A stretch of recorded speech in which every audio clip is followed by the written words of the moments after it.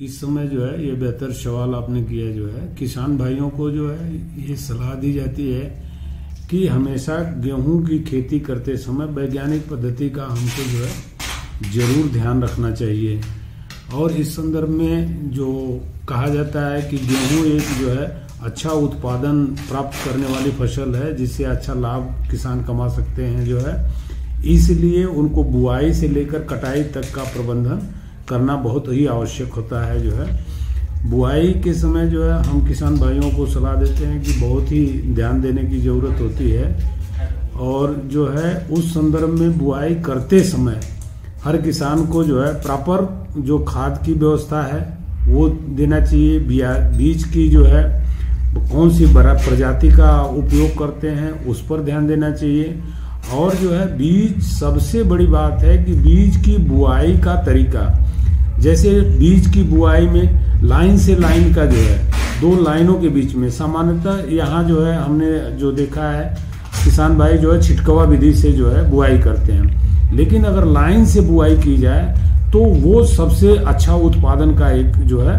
माध्यम बनता है। तो हम किसान भाइयों को सलाह देते हैं कि हमारे पास भी सीड्रिल है जो बुआई करता है। जो है बुआई करने के लिए ट्रैक्टर से हम बुआई कर सकते हैं। जो है उसमें बीज से बीज का अंतर, पौधे से पौधे का अंतर और लाइन से लाइन का अंतर जो है मैनेज किया जा सकता है। तो हम किसान भाइयों से एक रिक्वेस्ट करेंगे कि वो जो है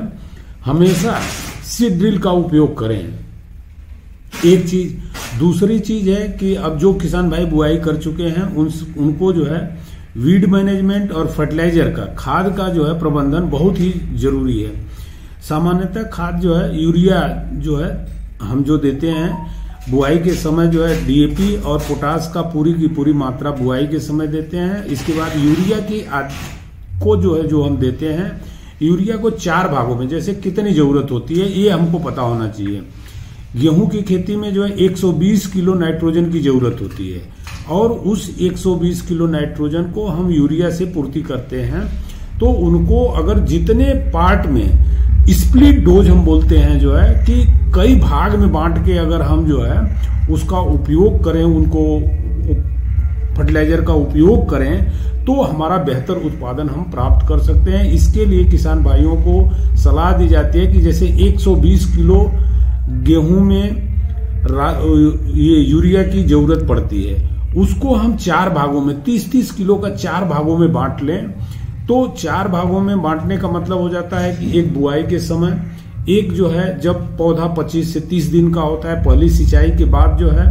और दूसरा जो है जब उसमें कल्ले फूट निकलने लगते हैं तो उस पीरियड में हमको जो है, और तीसरा जब जो है दूध की अवस्था होती है, अर्थात जो है जब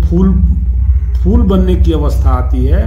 पुष्पन अवस्था बोलते हैं, उस पीरियड में जो है अगर हम यूरिया का उपयोग करें इस तरह 4 भागों में 4 बार में वही उतने मात्रा हम 4 भाग में अगर उपयोग करते हैं तो बेहतर उत्पादन और विकास पौधे का होता है, बेहतर उत्पादन को हम प्राप्त कर सकते हैं।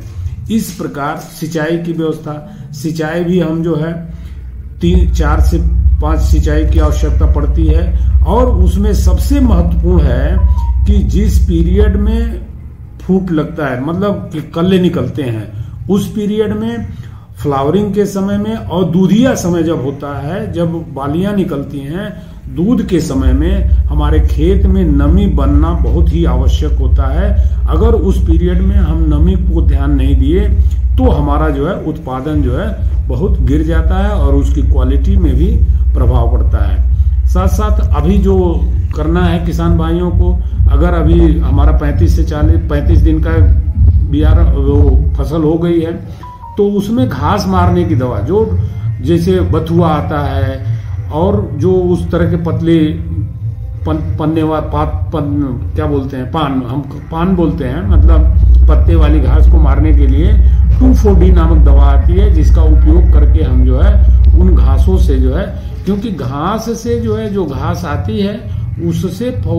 फसल का उत्पादन गिर जाता है, क्योंकि जो पोषक तत्व जो हम न्यूट्रिएंट देते हैं, जो यूरिया देते हैं, वो मैक्सिमम उसका उपयोग घास कर लेती है। इसलिए घास का प्रबंधन जो है, निराई गुड़ाई तो हम मैक्सिमम नहीं गेहूं में कर पाते हैं, इसलिए घास का उपयोग हमको जरूर करना चाहिए। अगर ये पूरी व्यवस्था हम मैनेज करें अच्छे से खेती करें, फसलों का अंतर रखें। तो इस प्रकार अगर हम उत्पादन करते हैं तो कम से कम जो है हमको 35 से 40 से 45 कुंटल उत्पादन हम जो है गेहूं का जो अच्छी प्रजातियों का है 40 से 45 कुंटल उत्पादन तक हम प्राप्त कर सकते हैं। और उसके साथ जो है 70 से 75 कुंटल भूसे का भी उत्पादन होता है।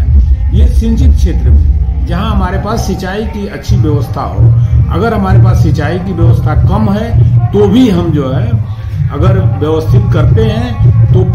20 से 25 कुंटल उत्पादन जो है अनाज का, गेहूं का और भूसे का जो है 30 से 35 कुंटल भूसे का भी उत्पादन हम जो है प्राप्त कर सकते हैं। इसी के साथ मैं किसान भाइयों से आग्रह करूंगा कि अच्छी व्यवस्थित खेती करने का जो है प्रयास करें, अच्छा उत्पादन लें और अच्छा लाभ कमाएं।